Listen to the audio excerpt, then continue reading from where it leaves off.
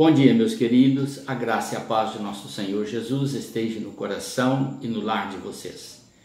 Vamos dar início a mais uma semana na presença do Senhor, com alguns textos bíblicos e algumas meditações, as quais eu espero que possa servir de alimento e de edificação, não só para você, mas também para o seu lar e para os seus amigos. Se você me ajudar divulgando as mensagens, com toda certeza estaremos abençoando outras vidas. A palavra procede de Deus, sou só um instrumento em suas mãos. Então vamos ao texto bíblico. Nós vamos falar sobre um plano, uma missão. O plano procede do Pai Todo-Poderoso, o Deus Santo, o único verdadeiro Deus, o qual deixou revelado todos os seus propósitos para a nossa redenção. No livro de Isaías, capítulo 61, nós temos registrado esta escritura: o Espírito do Senhor Deus está sobre mim, porque o Senhor me ungiu para pregar as boas novas aos pobres. Enviou-me a restaurar os contritos de coração, a proclamar liberdade aos cativos e abertura de prisão aos presos, e a pregoar o ano aceitável do Senhor e o dia da vingança do nosso Deus, a consolar todos os tristes e ordenar acerca dos tristes de Sião que se lhe dê ornamento por cinza, óleo de alegria por tristeza, veste de louvor por espírito angustiado. Vamos parar aqui a leitura, porque o nosso propósito é mostrar como o Senhor tem realmente revelado na sua palavra todo o propósito, todo o plano para a nossa redenção. Esse texto foi registrado pelo profeta Isaías 750 anos mais ou menos antes de Jesus nascer. Esse é o plano de Deus, o que ele fez para que através deste que seria o responsável para fazer com que tudo isso viesse à tona em sua própria ação, em sua própria mensagem, em seus próprios atos, pudesse comprovar a eficácia da profecia e ao mesmo tempo dando veracidade a ela, como também comprovando a todo leitor ou a todo que ouvir a palavra que o Deus vivo, o Todo-Poderoso, não só revelou a Isaías, como também fez cumprir a sua palavra. Como você pode ver, o tempo entre a profecia e o cumprimento da profecia foi aproximadamente 750 anos. Mas Deus, ele é perfeito. Ele pode, como diz o ditado, tardar, mas nunca falha. Não que ele tarde, ele tem os seus propósitos e quando é a hora, ele faz cumprir. No livro de Marcos, capítulo 2, nós temos esta escritura registrada, para você ter uma ideia. Capítulo 2, o verso 17. Antes, porém, vou ler aqui o contexto para que você se intere do assunto. Diz assim: Jesus tornou a sair para o mar e toda a multidão ia ter com ele e ele os ensinava. E passando, viu a Levi, filho de Alfeu, assentado na coletoria e disse-lhe: segue-me.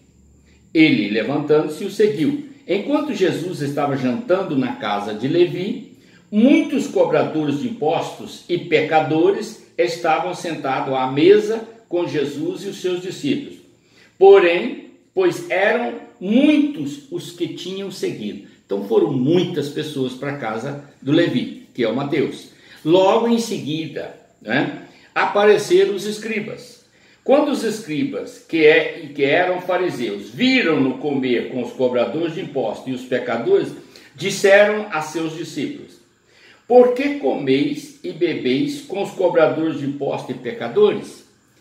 Para você ter uma ideia, a covardia, a perseguição não é uma coisa do nosso tempo. Sempre houve isso. Ao invés deles chegarem perto de Jesus e perguntar a Jesus, eles foram aos discípulos de Jesus para fazer um infernozinho, fazer uma fofocazinha e fazer um questionamento do que o Senhor estava fazendo. E a pergunta é maliciosa: por que comem junto com pecadores? Ele não é o mestre, não é um homem santo, não está fazendo a obra de Deus? Como, pois, ele assenta junto com pecadores? Pessoas inescrupulosas, pessoas que roubam, pessoas que defraudam os outros e pessoas que embriagam. Por que ele está sentado junto? A resposta do Senhor Jesus é extraordinária. E é ela que faz com que eu e você, que estudamos a palavra ou estamos dispostos a ouvir Deus, entendermos que Deus tem um plano perfeito. Conforme eu li o texto de Isaías 61, querido, aqui agora você vai ver a comprovação da profecia nas palavras do próprio Senhor Jesus. Então ele responde assim: os sãos não necessitam de médicos, mas sim os doentes. Observou? Os sãos não necessitam de médico, mas sim os doentes. Eu não vim chamar os justos, mas sim os pecadores. Aqueles que se auto-justificam, que pensam que já estão bem demais, porque têm a sua religião, seguem-na com toda a perfeição.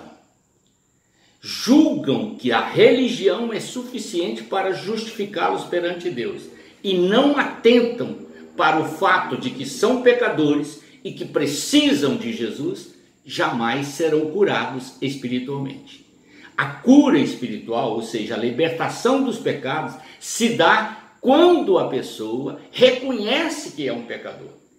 Então aquela pessoa que aponta para os outros, fulano é pecador, Beltrano é pecador, eu tenho minha religião e estou justificado. Religião, meu querido, não justifica ninguém. Esta é a resposta de Jesus. Eu não vim para aqueles que se acham justificados por causa de suas religiões. Eu vim para aqueles que se sentem pecadores e que necessitam do remédio santo para a sua libertação, que é o sangue de Jesus. Está observando, querido? Esta é uma palavra. Então, olhe bem, eu vou fazer agora a leitura do livro de Lucas, onde o Senhor Jesus comprova a profecia que foi feita lá atrás. Observe bem, Lucas, capítulo 4, nós temos aqui registrado exatamente a profecia que Jesus fez. Então está aqui: o Espírito do Senhor está sobre mim. Capítulo 4, verso 8. O Espírito do Senhor está sobre mim, pelo que me ungiu para evangelizar aos pobres. Preste atenção, não é aos ricos, aos pobres. Enviou-me para pregoar a liberdade aos cativos, aqueles que se sentem prisionados por Satanás, pelos vícios, pelas paixões. Dar vista aos cegos, aqueles que querem enxergar a glória de Deus, mas não estão conseguindo enxergar. Então o Senhor está pronto para libertar essa escama de pecado e dar a visão espiritual à pessoa. E pôr em liberdade os oprimidos, aqueles que estão oprimidos por Satanás ou pela própria sociedade ou num ambiente supercarregado nessa terra. O Senhor veio para dar liberdade. Ele diz: e anunciar o ano aceitável do Senhor. Qual é o ano aceitável do Senhor? Depois no livro de Hebreus você vai encontrar exatamente isso. Hoje é o dia favorável, hoje é o tempo aceitável. Amém? Então, querido, se você quiser entrar nesse plano perfeito e receber da missão de Cristo a sua restauração espiritual, confie na palavra, porque ela te conduz à vida eterna. Amém? Em nome de Jesus. Oremos.